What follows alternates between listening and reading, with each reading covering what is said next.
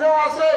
নবীজি বললেন হ্যাঁ, আমার সাথে ছিল একটা, কিন্তু আল্লাহ তাআলা আমি নবীকে এমন ক্ষমতা দান করেছেন, আমার মধ্যে এমন ঈমানের নূর রেখেছেন, আর আমি নবীকে আল্লাহ সৃষ্টি করেছেন নূর দিয়া। এই নূরের প্রভাবে, হেদায়েতের নূরের আলোয় আলোকিত হইয়া ওই শয়তানটা পর্যন্ত কালেমা পড়ে মুসলমান হয়ে গেছে। তার মানে শয়তান সবার সাথে আছে না নাই? বলে না কেন আছে না নাই? ফেরেশতা আল্লাহ কেন বানাইছে? ফেরেশতার সাথে কেন দিছে? ভালোর পথে আনতে, ভালোর দিকে টানতে, ভালো কাজ করাইতে, ভালো পথে পরিচালিত করতে। আবার শয়তান সাথে আছে না নাই? শয়তান কেন দিছে? শয়তান আপনাকে ওয়াজা দিবে, শয়তান আপনাকে বলবে নামাজের দরকার নাই, শয়তান বলবে রোজার দরকার নাই, শয়তান বলবে হজের দরকার নাই, শয়তান বলবে যাকাতের দরকার নাই, শয়তান বলবে আপন পীরের খেদমতের দরকার নাই, শয়তান বলবে জিকিরের দরকার নাই, শয়তান বলবে দুরুদের দরকার নাই, শয়তান আপনাকে গীবত করাবে, শয়তান আপনাকে চুগলখড়িতে লিপ্ত করাবে, শয়তান আপনাকে অশ্লীলতার দিকে ডাকবে, শয়তান সমস্ত খারাপিয়তের দিকে, এইটা আপনাকে ওয়াসওয়াসা দিচ্ছে। মিন শাররিল ওয়াসওয়াসিল খান্নাস। এই খান্নাস আপনার ভিতরে, এই খান্নাস আপনার ভিতরে থাইকা প্রতিনিয়ত আপনাকে ওয়াসওয়াসা দিচ্ছে। এই খান্নাস আপনাকে প্রতিনিয়ত ধোঁকা দিচ্ছে, আপনাকে আল্লাহর পথ থেকে বিচ্ছিন্ন করার চেষ্টা করছে। এই শয়তান আপনাকে বলবে মাহফিলে যাওয়া দরকার নাই, আবার মাহফিলে আসছেন আপনাকে বলবে বসার দরকার নাই, মাহফিলে আসবো কি জন্য যাব। এই খান্নাস আপনার ভিতরে বিভিন্ন রূপে আপনার ভিতরে প্রতারণা করতে থাকবে, ধোঁকা দিতে থাকবে, কিন্তু শয়তানের পাল্লায় পড়া যাবে। এই জন্যে এই শয়তান থেকে আশ্রয় প্রার্থনা করার দোয়া আল্লাহ শিখাইছে।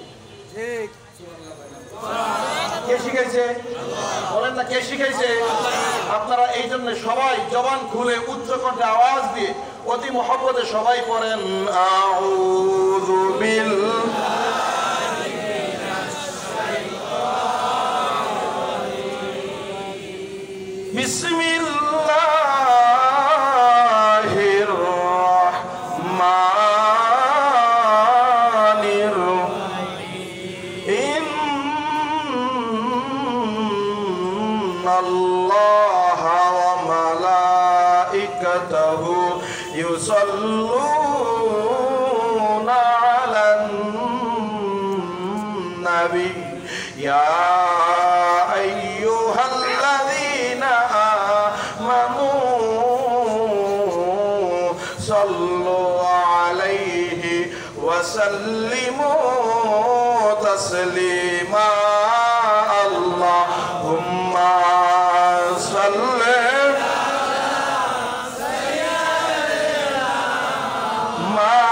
মাওলানা মুহাম্মদ ওয়া আলা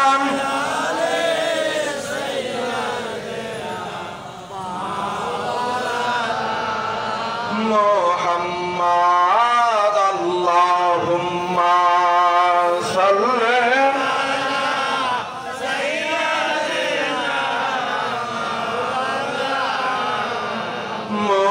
মুহাম্মদ ওয়া আলা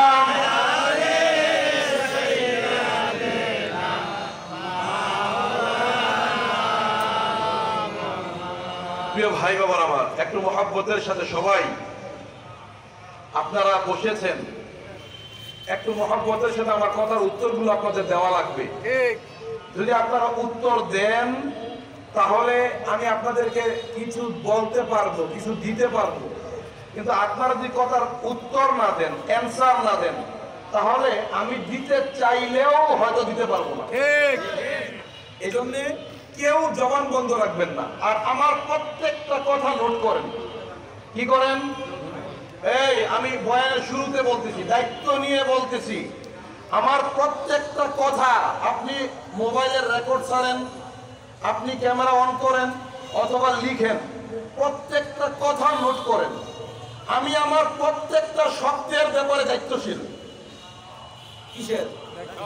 বলেন না কিসের ব্যাপারে? প্রত্যেকটা শব্দের ব্যাপারে আমি দায়িত্ব নিয়ে কথা বলছি।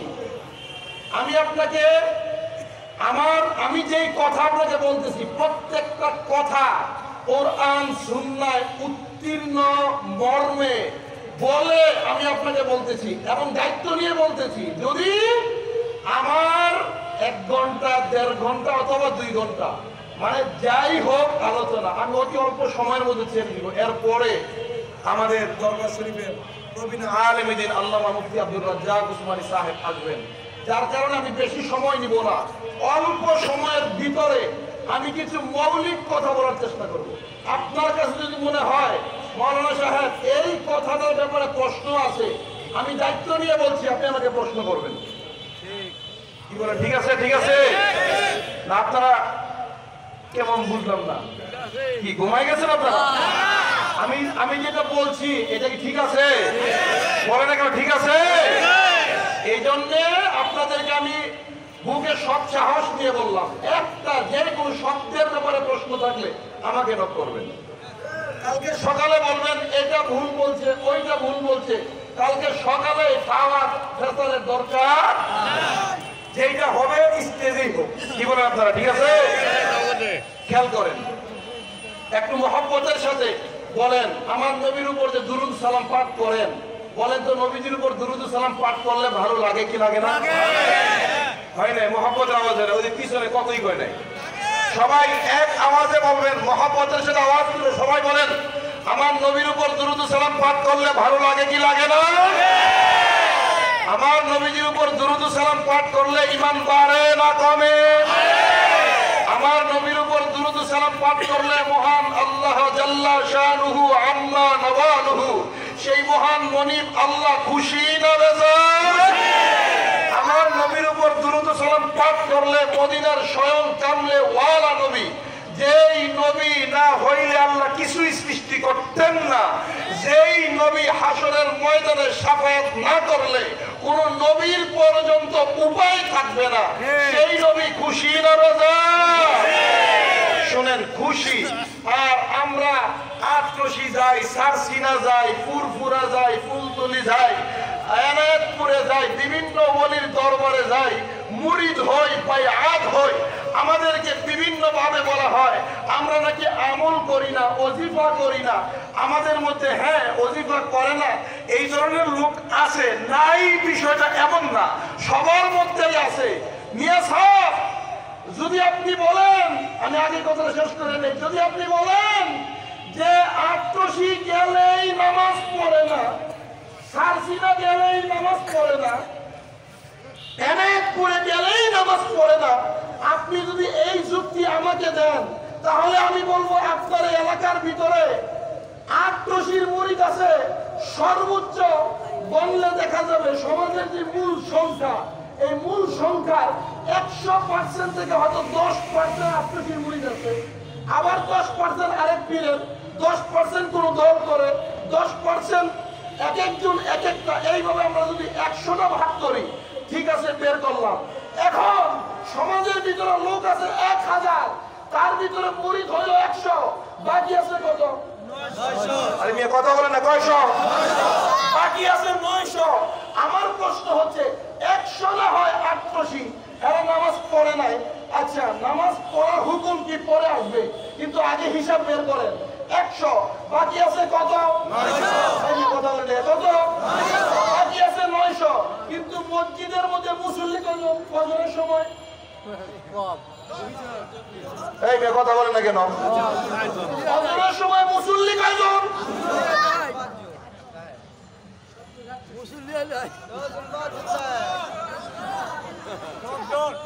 বুঝলাম না কিছু।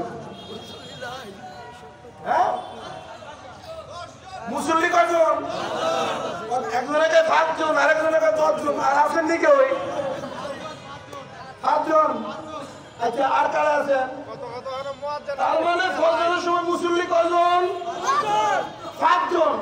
88 100 পাইছি, বাকি 900 পাইছি আরেকখানেতে। বাকি সব দরবার খানকা সব মিলাইয়া, দল সংগঠন সব মিলাইয়া, বড় হুজুরের বক্তব্য মুরিদ, ছোট হুজুরের বক্তব্য মুরিদ, অমুক দরবার তমুক দরবার সব মিলাইয়া তো আরো 900 আছে। এই 900 কই? কথা কানা, কথা কানা। এই 900 কই?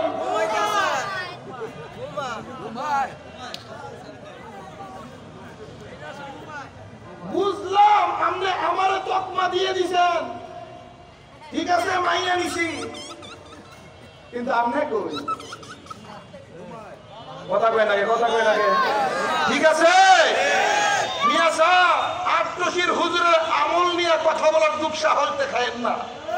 আটরশির হুজুর এমন একজন কামেল মুকাম্মেল আল্লাহর ওলি, যার কদমে নেসার হয়েছি। উনি কে, ওনার সম্পর্কে আপনার ন্যূনতম কোনো ধারণা নাই। উনি আমলের জগতে কোন স্তরে ছিলেন সেই সম্পর্কে আপনার জানা নাই।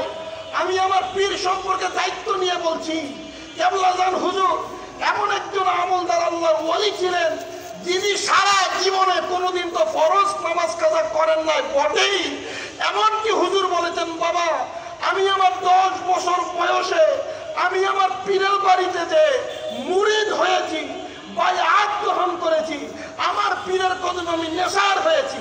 হুজুর 86 বছর বয়সে নসিহত করতে যেয়ে বলছেন, বাবা এই যে মাঝখান দিয়া 76 বছর অতিক্রম হয়ে গেল, এই 76 বছরের ভিতরে রাতের 3টা বাজে ঘুম থেকে উঠে কোনোদিন আমি ওদের রহমত কাজা হয় নাই।